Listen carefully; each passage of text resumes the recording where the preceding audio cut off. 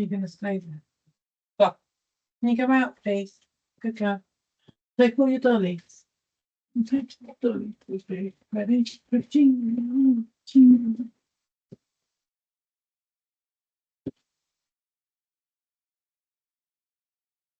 Oh, hello, Lisa.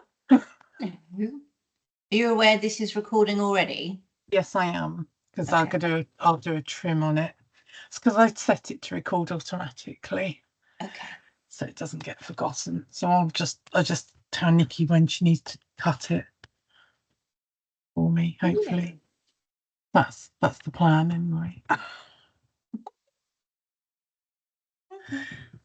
Oh Lord, well, that's all. Should be an interesting one to take. Oh, I've got to go get my pen. A moment.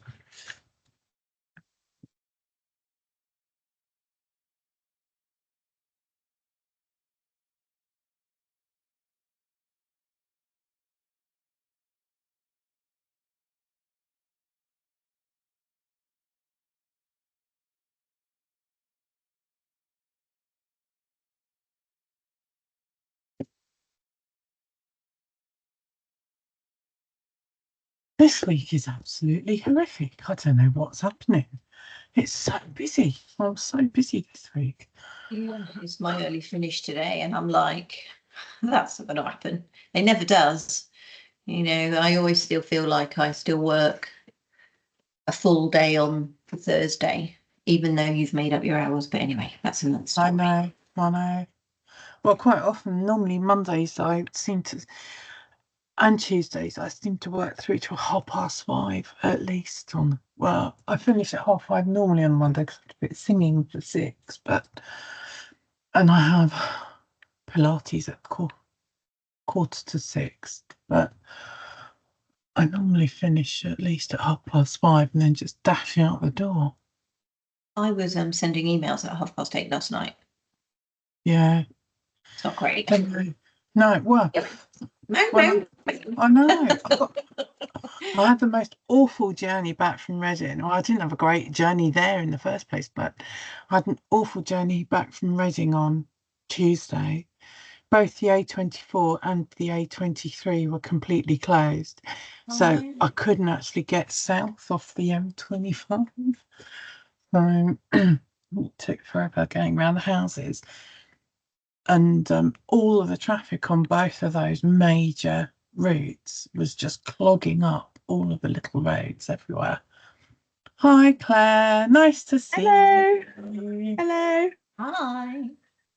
Hello. How are you? Good, thank you. Are you set and are you ready? I think so. Yeah, I think so. Good. We have got quite a few people that have replied and accepted. So fingers crossed they are all coming. Obviously, they don't always all come. They do drop out, but it's not been a bad response rate considering actually. So fine. All right. Claire, I'm going to turn my camera off and put myself on mute because this is for me just sort of observation rather than contributing, if that's okay. Yeah, perfect. Yeah. Thank you. So what we're going to do, Claire, Lisa, Henry is going to share the slides as we go through today. I'll just do a quick intro for both of you, and then that's all fine, and we will then just go into Tom is first, not Tom. That's a different person. Luke. Luke. Yeah, Luke. Yeah. Yeah, and I'm going to try and keep us running to time. Because we have got quite a tight schedule on it today. Yeah, no, that's fine. Yeah, well, I'll just I'll mute and sit in the background until it's my turn. So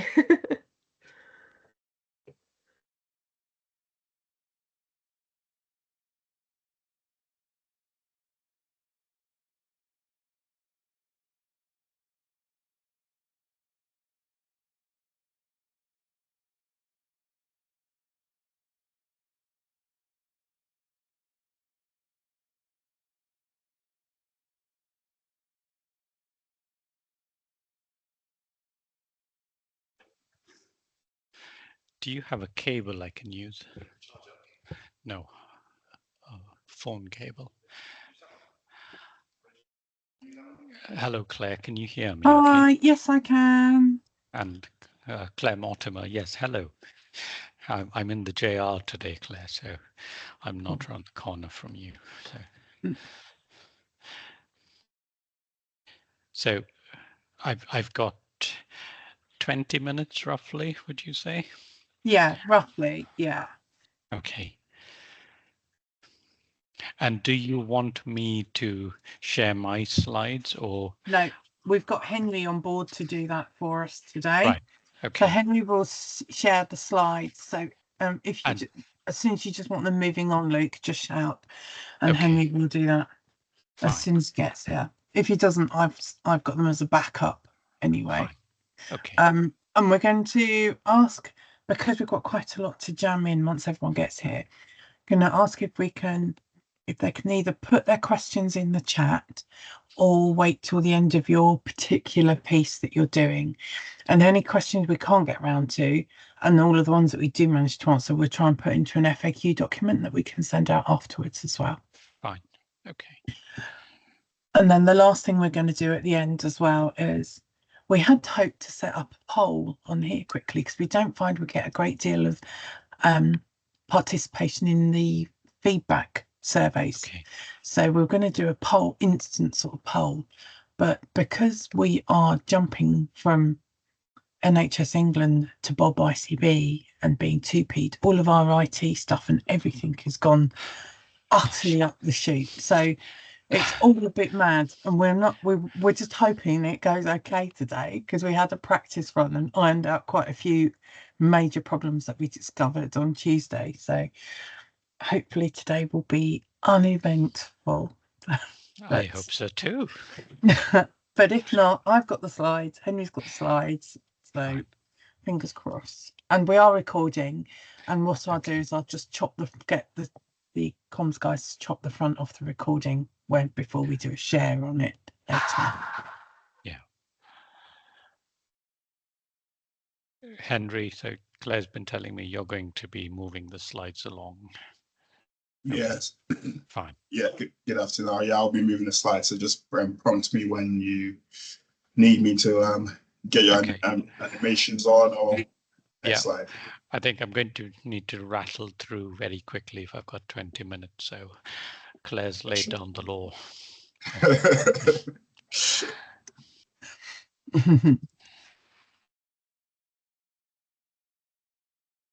We'll just wait a couple of moments for people to drop in.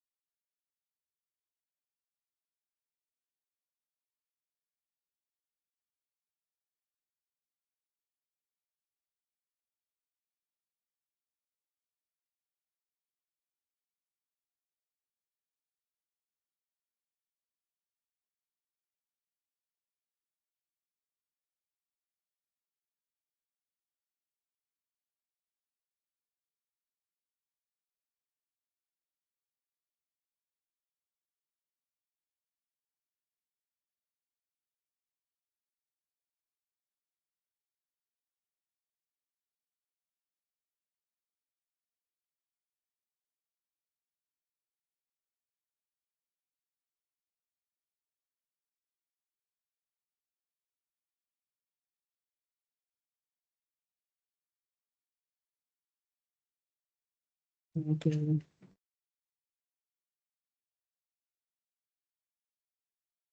John and Lee have got through the queues. Yeah. I'm so excited for that. Wimbledon.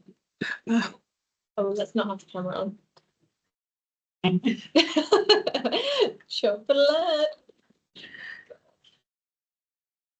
Is your camera on, Nina? Hi, everybody. If you're joining, can I just ask that you mute yourselves, please, while we're in progress? I'll do it, actually.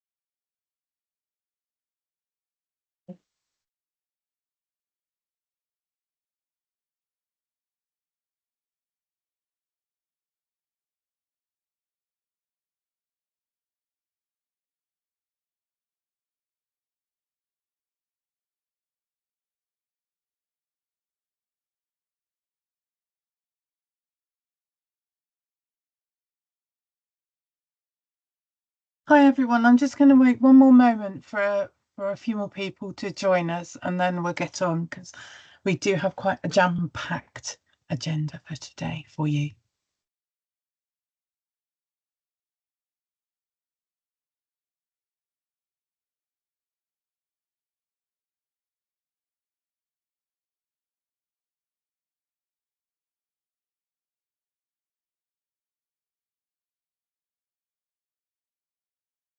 Okay, Henry, would you like to go to the agenda slide for us, please?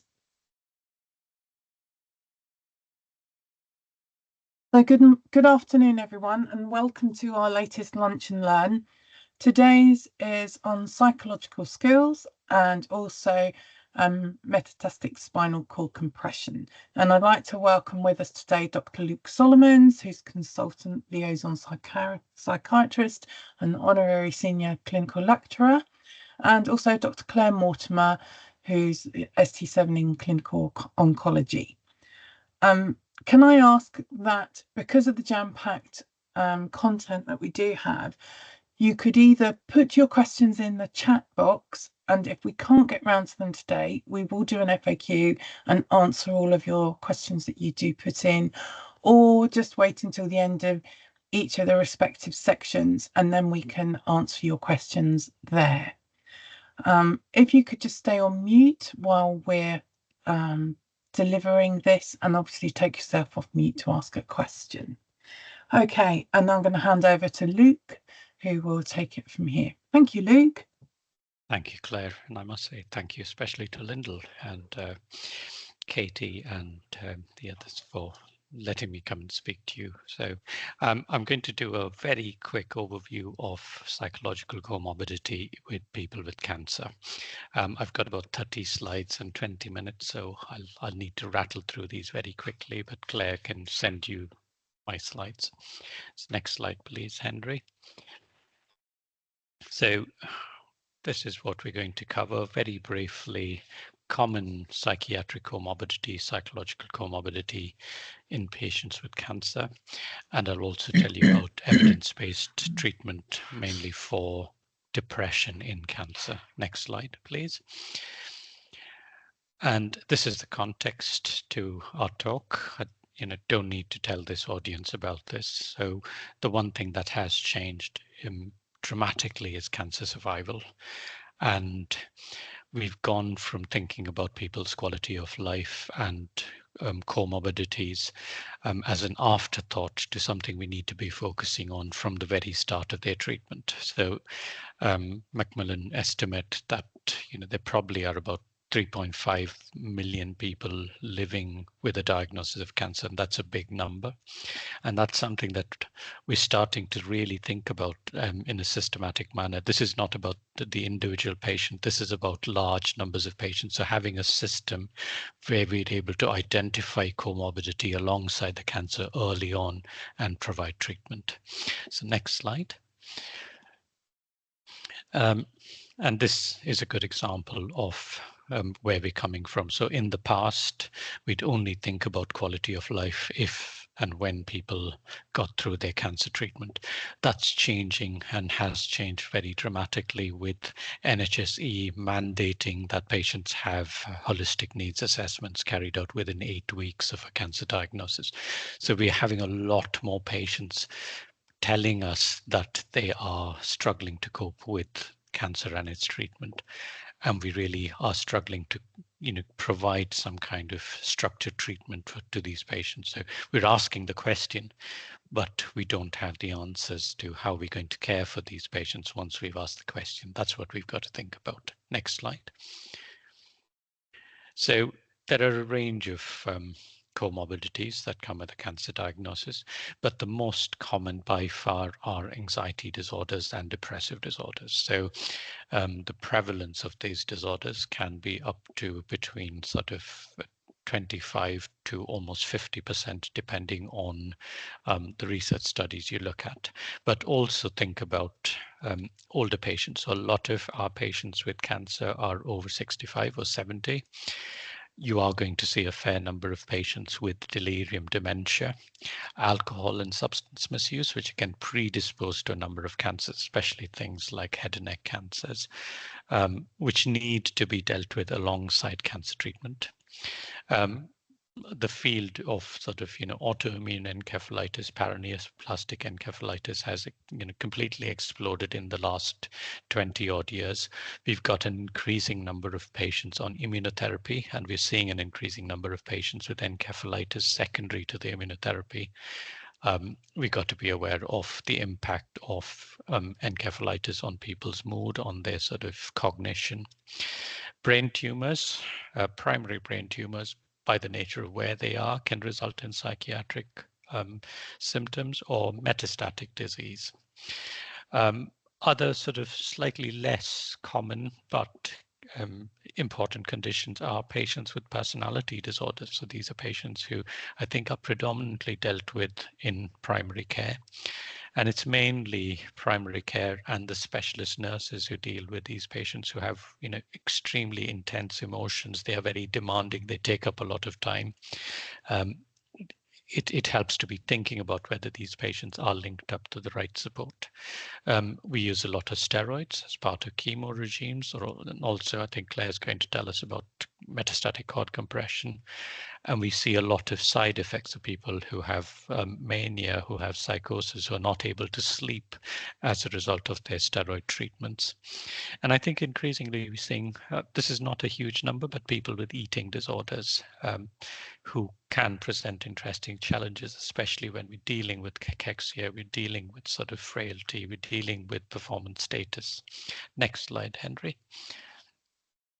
So this is one bit of what I was going to talk to you about, which is collaborative care. There's been a lot of research on collaborative care in the context of anxiety and depression with long-term conditions. Most of the research has come out of primary care, and there's robust evidence to show that it works in terms of outcomes, not just with anxiety and depression, but also in terms of the long-term conditions. So diabetes, hypertension, heart failure, some of the most well-studied illnesses where collaborative care has been shown to have positive impacts on, say, in diabetes, it's kind of HbA1c levels. And there's good evidence to show that treating somebody's comorbid depression, anxiety can actually improve their sort of physical outcomes. Next slide. So the SMART oncology trials looked at treating depression in people with cancer, and there were 3 trials. You can look up these trials. They were large, sort of SMART oncology 2 was a large RCT with 500 participants, and I'm going to be telling you about the details very briefly and the results of the trial. Next slide. So as part of the sort of trial, we were looking at prevalence rates of major depression. So this is not people who are anxious, upset when they're sort of given a diagnosis of cancer. This is major depression, and the rates vary. So lung cancer, probably the highest rates, and men with prostate cancer, slightly lower rates. So on average, about 10% of the population of people with cancer were diagnosed with major depression. So if you think about that, that's very common. That's about 1 in 10 people whom we're seeing on a daily basis who are receiving sort of cancer treatment. Next slide. And this was the really startling statistic. And I think a lot of the work we're doing is addresses this slide. So what the trial found was almost 75% of people with major depression were not receiving any treatment. About 22% were prescribed antidepressants, and it was a very small proportion, 5% of people who were actually seeing a psychiatrist or a psychologist. And this is what we've got to be thinking about in primary care, especially. Next slide. So the SMART oncology trial looked at a collaborative care intervention, which is called depression care for people with cancer, or DCPC, and compared that to usual care. The primary outcome was a 50% drop in depression scores. Next slide. And these were the results. So DCPC was hugely beneficial. So you can see almost a 50% difference between the intervention group and the treatment as usual group. So we know this is an intervention that works really well. And I'll tell you about the components of the intervention because this is what we are delivering in the Oxford Cancer Centre. Next slide. And I don't know if this slide is a bit busy, but it just wasn't the depression outcomes that got better, but a number of other things like anxiety, pain, fatigue, overall quality of life and functioning also got better in this cohort of patients. So just being able to treat depression actually makes a number of other things get better, and these are significant results as well. Next slide. And in terms of cost, I think we estimate it costs us about £600 per patient we treat. And if you compare that to sort of some of the costs of the cancer drugs that we use, it's a small number. And it comes in well under the sort of nice threshold for a QALY. Next slide. So this is how the system works. So we've got a screening service, and then we've got a treatment service. They're all linked up, and these are not standalone sort of people working independently. It's all integrated within the Oxford Cancer Centre. So all our patients from Oxfordshire, if they're coming in for a clin-onc or med-onc appointment, get screened for their symptoms, not just for their mental health symptoms, but also physical symptoms like pain, nausea, fatigue, and poor sleep.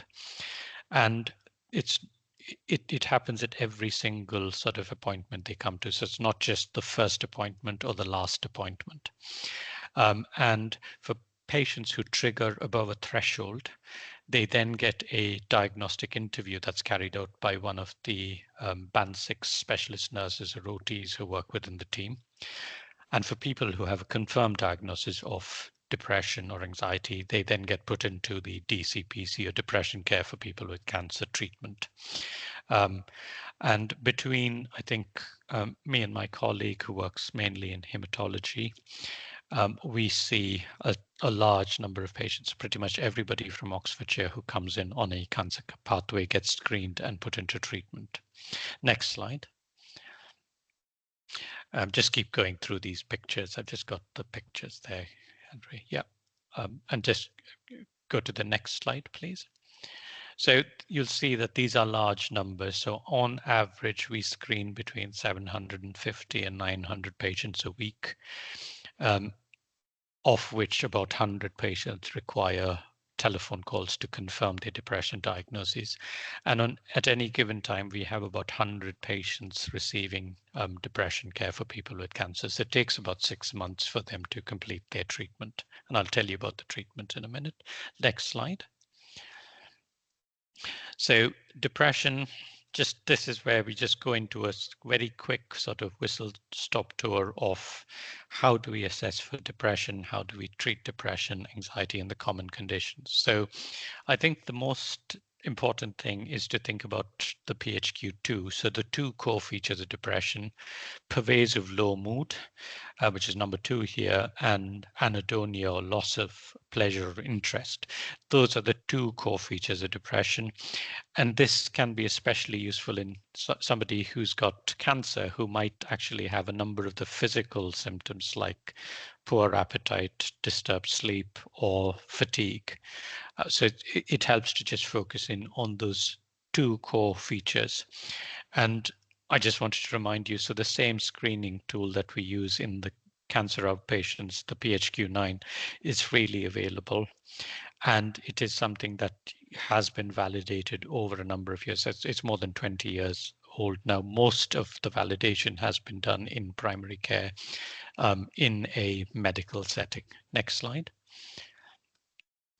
And I don't need to be talking about this with this particular audience, but we've got a range of medication.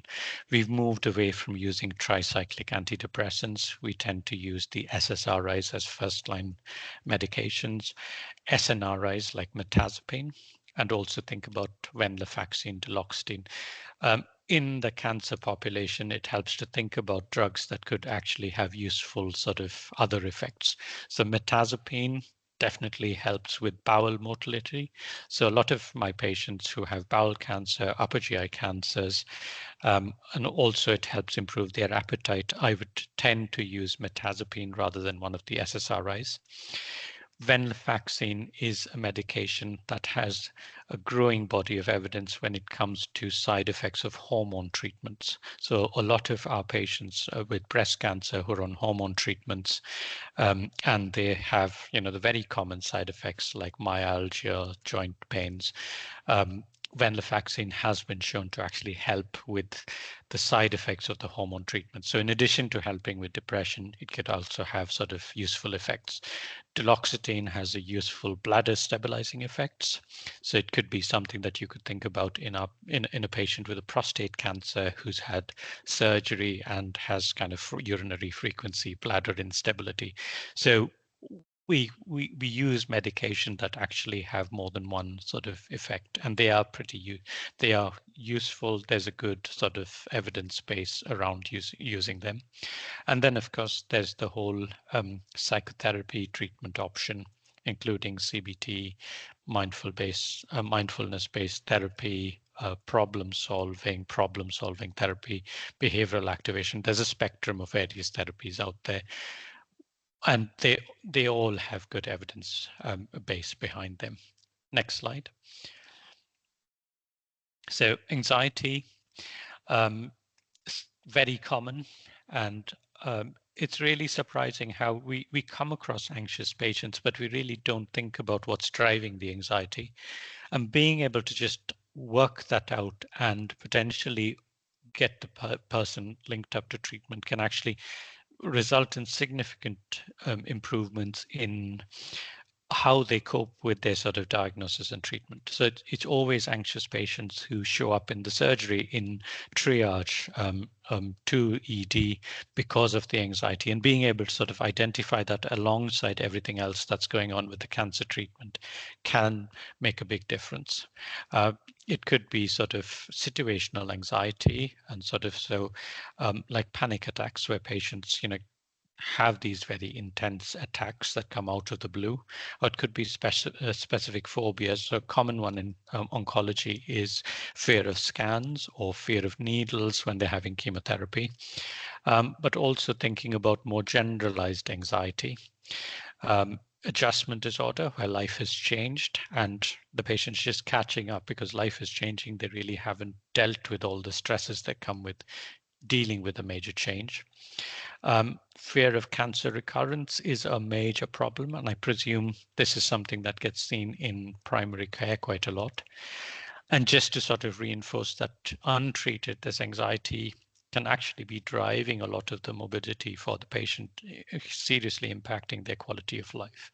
And a useful sort of screening tool is the hospital anxiety and depression scale, which takes longer to complete compared to the PHQ, but actually gives you a much clearer idea about patients who are anxious but not depressed. Next slide. So treatment of anxiety, a lot of the time it is trying to sort of work out what is driving the anxiety. And that becomes very clear with a bit of communication, talking through what is happening with the patient. Psychoeducation has a really good sort of evidence base, as do things like medication and psychological therapies. Something that I'll sort of mention here is beta blockers. The evidence for beta blockers in longer term anxiety is not good. All the evidence for beta blockers are with sort of situational anxiety. So somebody who's stressed about doing a talk or coming into one particular situation, they can make a difference. But for more longer term anxiety, it doesn't work. There's really no evidence. So please think about SSRIs and the other antidepressants. They have the most robust evidence. There are good, nice guidelines about dealing with all forms of anxiety, from sort of situational anxiety to generalized anxiety disorder. Next slide. So you also got to think about the whole thing about functional disorders. So a lot of our patients can present with physical symptoms. From time to time, I come across patients who are like in intense pain after having had radiotherapy. They're on 400 milligrams of morphine a day. and they still have very distressing pain, start to think about, could there actually be significant anxiety symptoms that need to be dealt with? And being able to do that can actually get around prescribing large doses of opioids, which are not going to sort the issue. And it's also being able to recognize that for some people, to be able to actually say they're anxious or they're feeling overwhelmed is just very difficult, because there's a huge stigma associated with that. And a lot of people feel that they will be sort of labeled as weak and not being able to cope with things. So we need to be able to read between the lines and say, this is actually a condition where the symptoms are far in excess of what we'd expect. So think about whether anxiety could be driving the symptoms. Next slide. So personality disorders, again, we think about the extreme sort of end of the spectrum, about people who are constantly self-harming, who are trying to sort of commit suicide. That's very much the extreme end of the spectrum. We also see, I think, more commonly within sort of the cancer center, people who've had sort of, difficult childhood. So people who've had adverse childhood experiences, who struggle with their relationships with clinicians. And there could be this intense relationships that they form with their sort of specialist nurse, with their GP, which kind of fluctuates between love and hate. Think about this, and if you find that a patient is presenting with symptoms that are not going away, where the relationship is very difficult, if that's starting to become a major sort of issue, could they actually have personality disorder or personality traits like a dependent personality disorder or borderline personality disorder? Or they might be very narcissistic or perfectionist, or they could be antisocial, where they sort of get angry, upset very quickly. Next slide. Substance misuse is the other big one. And I think the point here is to think about motivational interviewing. It's a really very powerful tool, and being able to know the principles again of motivational interviewing, where you're getting the patient to recognize that the alcohol, that the cannabis, that the nicotine, in the case of somebody who's a smoker and has lung cancer, is a problem, and starting to do something about that, change their behavior, can actually be the biggest thing you can do for them. It's less about, we face this all the time. Somebody who's had half a lung taken out and continues to smoke. Are there things we can be doing? And I think this is where understanding the cycle of change, being able to complete a motivational interview and signposting them to smoking cessation Oxfordshire, or to Turning Point for drug and alcohol problems within Oxfordshire. The other, I can't remember what the other ones are for the other counties. That makes the biggest difference. Next slide. I've also got to mention very briefly sort of people with cognitive impairment and dementia, because a large number of our patient population are over 65. So I think it helps, before we start to think about dementia, to exclude conditions that can mimic dementia, like depression, like anxiety, like hypothyroidism, nutritional deficiencies. Could this actually be an acute on chronic delirium? And the reason why this is important is because these are all treatable. Whereas dementia, it's a neurodegenerative condition. And in the cancer context, I think the specific challenges are that people present late. The majority of people with a new cancer diagnosis and dementia do not receive sort of curative treatment. They're mainly palliated. There's this whole thing about, do they have capacity to actually agree to a complex kind of chemotherapy regime? And finally, in people with the more sort of advanced dementia or more advanced cancer, they're not able to express their pain and distress. So how can we actually manage this? And they might present with sort of psychological and behavioral symptoms of dementia, which might not be easily sort of manageable or understandable. So think about whether that could be what's driving distress. Next slide. So this is a summary of everything. I'll try and finish up in 2 minutes, Claire. So think about dementia, delirium, so late presentations, being able to capacity. Substance misuse, mainly in younger patients. So this happens a lot with our testicular cancer patients. They have substance misuse problems.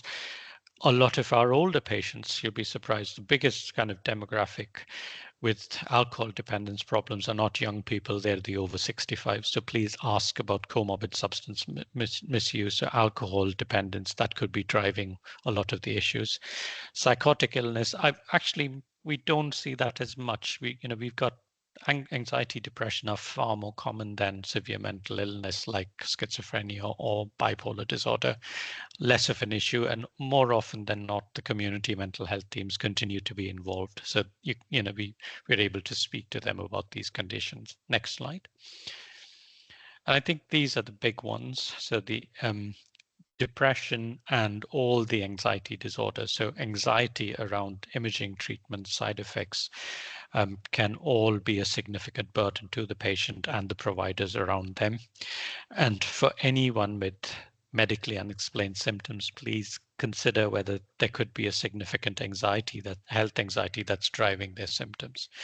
And then, of course, eating disorders and personality disorders. Next slide, Henry. So I wanted you to think not just biological, biopsychosocial for every patient, because I think they make a big difference in terms of outcomes. Next slide. So please, can I ask everyone in the room to look at this mapping report that we published with the TVCA and Lindell it was launched in November of last year, that goes into a lot of granular detail about individual sort of localities within the TVCA. We've got numbers of patients with individual sort of cancers, and that gives you a guide as to what patients in your patch are going to need, what the demographic is, what the kind of needs are, and what services are available in your local area. Next slide. Claire, I promise this will just be 1 minute. So I've just put on the patient pathway. So you can see most times problems are flagged up by the HNA.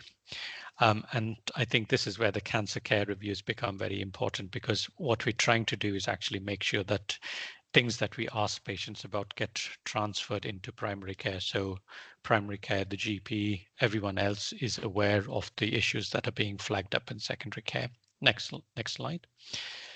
And in Oxford, I think because we screen everyone for distress at every time they come in for a review, we're able to get a more robust picture in addition to the HNAs.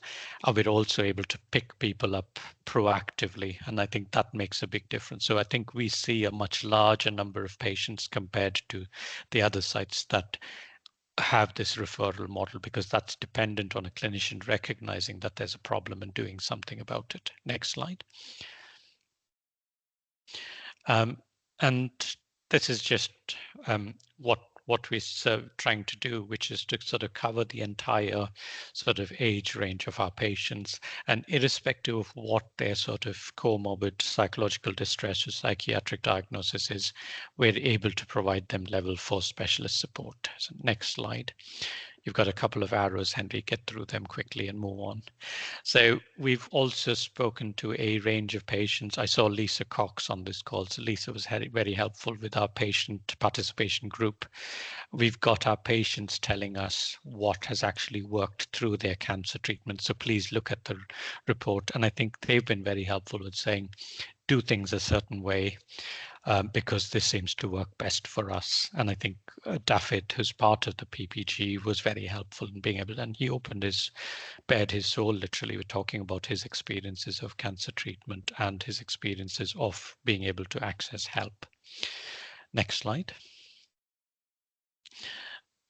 And I think these are stressful jobs, especially with the patient group we deal with. Young people dying, older people in quite a lot of pain, distress. So it's a matter of thinking about how we can work as a team, and definitely having the knowledge, having the training can make things so much easier, and being able to identify and actually deal with the patient's distress and our own reaction to that. I think that's one last slide, and then I'm done. So thank you very much. I'll finish up there.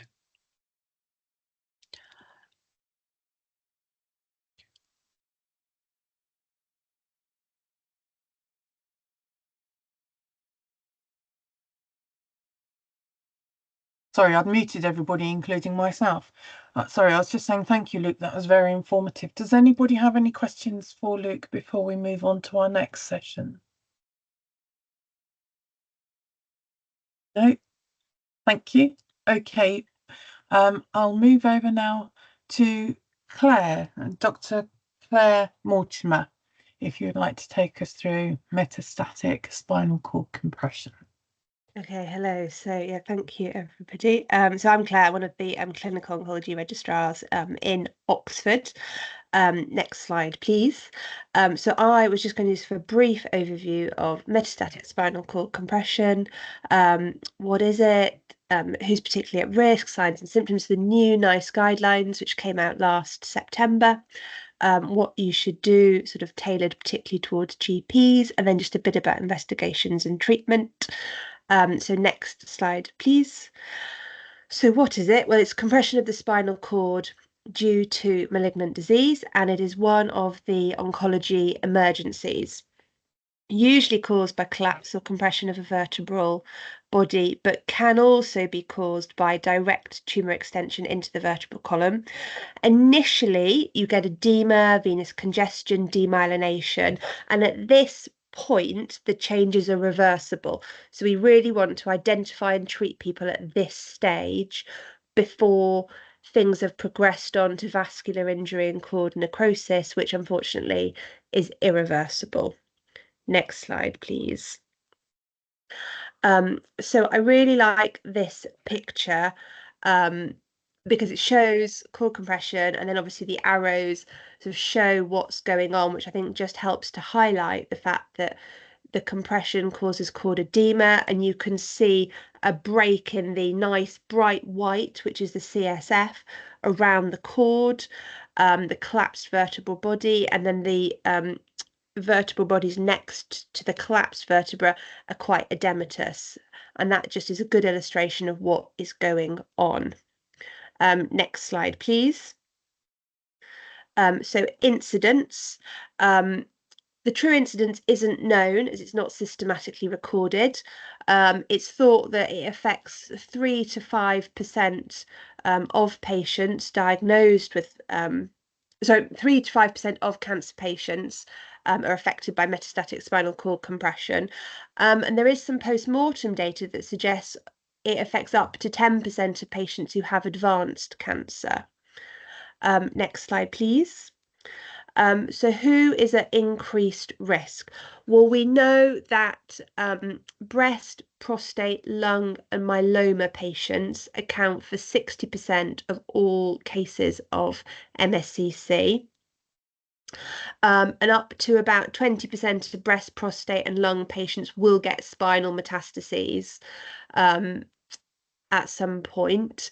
It can be the first presentation of cancer in up to 20% of all patients who are diagnosed with metastatic spinal cord compression. So it is worth bearing in mind, even if someone isn't known to have cancer, as it can be the first presentation of cancer. Next slide, please. So signs and symptoms to look out for. So 95% of patients who are diagnosed with MSCC have back pain. Red flags to look out for are a progressive back pain, mechanical back pain. So that's the sort of back pain that's particularly aggravated by standing or sitting up, by straining, such as coughing or sneezing, if their sleep's disturbed by the pain, or they've got localized tenderness. NICE have also suggested that claudication type pain can suggest spinal metastases, although obviously there can be other diagnoses for that claudication type pain. Bladder and bowel dysfunction is always important to ask about. Difficulty walking. People often say their legs just feel heavy, their legs are giving way, they've got a particular limb weakness, numbness, paresthesia, and radicular type pain as well. However, sometimes we do pick up people with MSCC as a completely incidental finding on a scan, and they're asymptomatic. So not everybody has these symptoms. Next slide, please. So the new NICE guidelines were published last September. I know it's very small on this slide, so I'm not expecting you to read it, but just to sort of signpost you, they've published guidelines both on spinal metastases, initial assessment and management, and metastatic spinal cord compression, initial assessment and management. So the people who you should worry about metastatic spinal cord compression is anybody with neurology or who has particularly severe back pain. And I'm going to go through these in more detail. So next slide, please. So what should you do if you think you've got a patient with spinal metastases? And that will be pain, showing the features that we've discussed, and either a past or a current diagnosis of cancer. Consider immobilization if they've got moderate to severe pain associated with movement. I'm going to go into more detail about immobilization a bit later on. Seek advice through the MSCC coordinator within 24 hours. Think about pain. What do people need in terms of analgesia? And think about giving steroids. And again, I'll talk more about steroids a bit later. Next slide, please. If you think you've got someone with metastatic spinal cord compression, so that's someone who's got any neurology or sort of severe back pain, contact the MSCC coordinator immediately, start immobilization and give steroids. Next slide, please. So who to contact? Well, in Oxford, Monday to Friday, 9 to 5, there's a radiotherapy registrar specifically to deal with MSCC, and they're on Bleak 5120. And then out of hours, there's always an oncology registrar, either on site or at home, who can be contacted through switchboard. We can bring people into oncology triage, and we do treat every day if needed. So it's a every day of the week service. Next slide, please. So the steroid guidance has changed in these new guidelines a little bit. So it's recommended if you think someone's got metastatic spinal cord compression with neurological signs or symptoms, give them dexamethasone 60 milligrams straight away until they're fully investigated. If somebody has got a hematological malignancy with spinal metastases, with or without neurology, offer them a 16 milligram dose of dexamethasone and then discuss with hematology whether to continue the steroids, and consider giving steroids if somebody has got severe back pain, even if they don't have any neurology. You probably will find, if you talk to a lot of oncology doctors, if there's any question about whether they've got cord compression or just progressive spinal metastases, a lot of people say, well, give the steroids, because you're probably not going to do much harm with a single dose of dexamethasone whilst we go on to investigate them. Next slide, please. So just a sort of summary of steroids, it's a 16 milligram dexamethasone stat dose, then 8 milligrams BD on subsequent days. Always give with a PPI, and consider if a patient needs BM monitoring. This is something that historically we've not done that well, but particularly if someone's got type 2 diabetes, for example, if they're having these high doses of steroids, we need to think about monitoring their BMs. Next slide, please.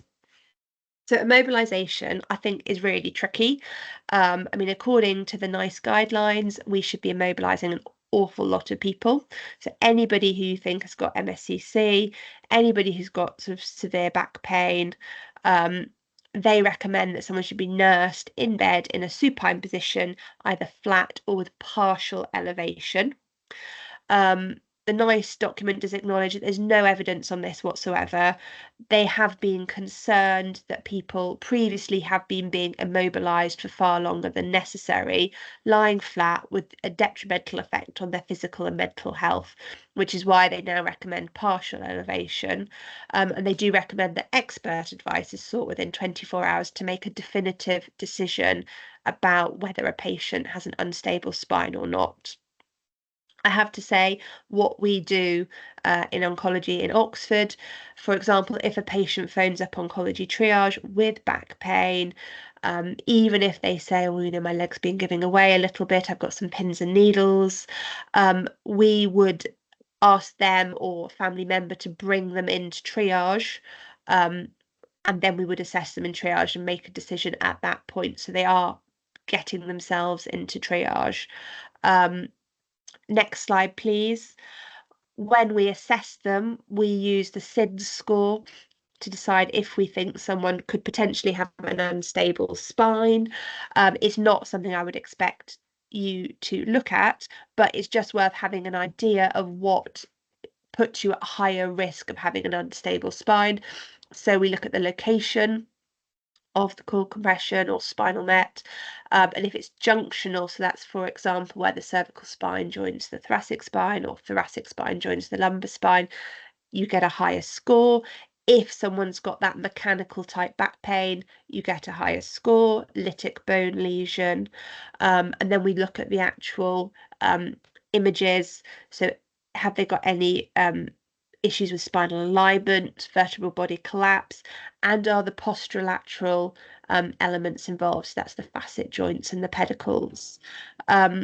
If they get a score between 13 and 18 that said that they've got instability, and we would discuss these patients with a surgeon, even if we don't necessarily feel that they're someone that would be suitable for surgery, then they may well recommend that the patient has a brace on mobilizing. If someone scores 7 to 12, they're said to have indeterminate stability, and we would also run these patients past the spinal surgery team to get their input. Next slide, please. So investigations, we would organise a whole spine MRI, and it always has to be whole spine, not just looking at the area where the patient's got pain, because we know that there's not an insignificant risk that if a patient's got cord compression at one level, there's up to about a 5% risk they'll have cord compression at another level as well. So we always image the whole spine. If we think they've got cord compression within 24 hours, if we suspect they've got new spinal metastases, it's within a week. If a patient can't have an MRI, then we would get a CT spine, and sometimes we get a CT spine as well as the MRI because it can provide useful information for the surgeons when they're deciding whether a patient needs surgery or not. Of note, if a patient is known to have spinal metastatic disease, for example, picked up on their staging scan, they don't need to go on to have an MRI spine routinely unless you're concerned about cord compression or that they've got progressive disease, so their symptoms are worsening. Next slide, please. So treatment. We've got options: radiotherapy, surgery, best supportive care, chemotherapy. I've sort of listed them with what I think we do most frequently at the top. Chemotherapy we don't use very often. It's only in very chemosensitive tumours such as germ cells or hematological malignancies. In terms of surgery, we need to pick the right people to operate on. Obviously, if someone has surgery, they have a wound, that needs to heal before the patient can go on to have their systemic anti-cancer treatment. So if someone's got a rapidly progressive cancer, you might not want to delay getting them onto systemic treatment. The surgeons will always look at what they can do. They need good quality bone to attach metalwork to. So if someone's got very widespread metastatic disease, it might be that surgery is just not an option. And also you want to think about the prognosis of the patient. So if you think actually someone's got quite a short prognosis, is it the right thing to do to put the patient through surgery, which will have a recovery time, keep them in hospital or actually would radiotherapy be a better option? So the thing that we do as a treatment most frequently is radiotherapy. We can often give a single fraction of treatment for metastatic spinal cord compression, and that's recommended in the NICE guidelines. After radiotherapy, we give a weaning regime of steroids, but you can stop steroids more quickly if someone has definitive surgery. And if somebody has surgery for their spinal cord compression, we always go on to give radiotherapy afterwards as well. Next slide, please. So NICE say that we should offer radiotherapy within 24 hours for patients who are not suitable for spinal surgery, unless they've had complete tetraplegia or paraplegia for 2 weeks or longer, and their pain is well controlled, or they're thought to have a very poor prognosis. I have to say, thinking back to what I said at the beginning, and we know that there's an irreversible process if you've got cord necrosis and a vascular injury. It's highly unlikely if someone has been paraplegic for 2 weeks, they're not going to have a recovery of their neurology with radiotherapy. I think in practice, you will find that if someone's been paraplegic for sort of 3 days or more, it's very, very unlikely they're going to have an improvement with radiotherapy. We would still offer it if someone had pain and we thought that it may be beneficial for that reason to have radiotherapy, but I don't think you'd find in practice many people having radiotherapy as per the NICE guidelines. Next slide, please. So we do decide sometimes not to treat people. Tends to be people who've had complete loss of power more than 48 hours, unless they've got pain, as I said before. If it's thought their prognosis is very short, patient choice. Sometimes patients say, actually, I just want to be left alone. I don't want to have any treatment, which is understandable. And becoming more common, perhaps patients who've had previous radiotherapy to the site of cord compression on a couple of previous occasions, and it's not safe to give them any more radiotherapy. More and more patients are coming through triage who've perhaps, on the newer treatment, they're living longer, which is fantastic, but there's more opportunity for them to have more episodes of cord compression. So sometimes our treatment options are really limited just because of the amount of treatment they've previously had. Next slide, please. Thank you very much. Thank you for listening. Any questions? I'd like to know if there's anything that we can do better. We currently have a business case in for an MSCC coordinator, which hopefully may be approved. And that should hopefully make the pathway smoother and quicker for these patients. But if there's anything that we can do better or any questions, let me know.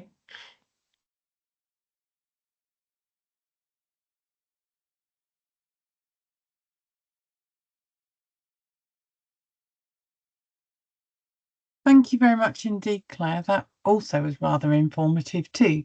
Has anybody got any questions at all for Claire today? We're all blown away with the quality of the information. That was great. There's been a couple of things that have just come out within the chat that have been answered, which was around in relation to Luke's presentation was around, are any assessment and treatment letters sent out? And the answer to that was yes. At the start and at the end of treatment, letters are sent out to primary care via EPR. And also that will we be sending out the slides, sharing the slides so they can be shared onwards as well with other people in your practices? Yes, we will. And we will also upload them onto our website with a recording of this as soon as I possibly can get it down off of here and fixed and sent upwards. And that was it. Those are the only questions that we've had today, really. So moving forwards, if you want any further information, there is always the Redwell Handbook, which there should be copies of within your GP practices. The Gateway C website, as always, has very good short modular training on it. CR UK. And as I said earlier, the recording of this will be available as soon as we can get it. I don't know what the word is. Made how it needs to be to go onto the website. Now then, before you all disappear, as you also all are doing quite rapidly, could we just ask you very quickly to a couple of questions? So Henry is going to type in the first question I have for you, and Henry's going to put it into the chat now, is, was today's session informative and useful to you? If it was, can you just please mark it with a thumbs up? And if you didn't think it was what you were expecting, could you just use any other type of emoji icon against it for me, please? That would be brilliant. If you could do that now, if you can just go into the chat and let us know, was today's session informative and useful to you? Please.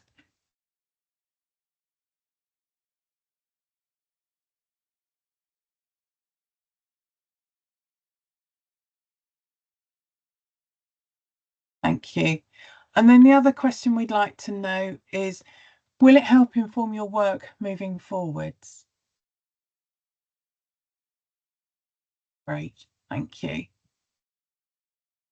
And if there is also anything else that you would like from us, could you write that in the chat as far as topics are concerned? The next session on the lunch and learns that we have coming through, the next one will be September the 19th, and that will be gynae, hopefully with Mr. Sean Keogh again. And then October the 10th will be breast, and November the 7th is going to be lung, and hopefully included something on the targeted lung health checks as well. If you have any further questions, please pop them in the chat. If not, somehow we've actually managed to finish with 5 minutes to spare. So thank you very much indeed for your time today, and I look forward to seeing you all in September. Have a lovely summer if it ever arrives. All right then, everybody. Bye bye.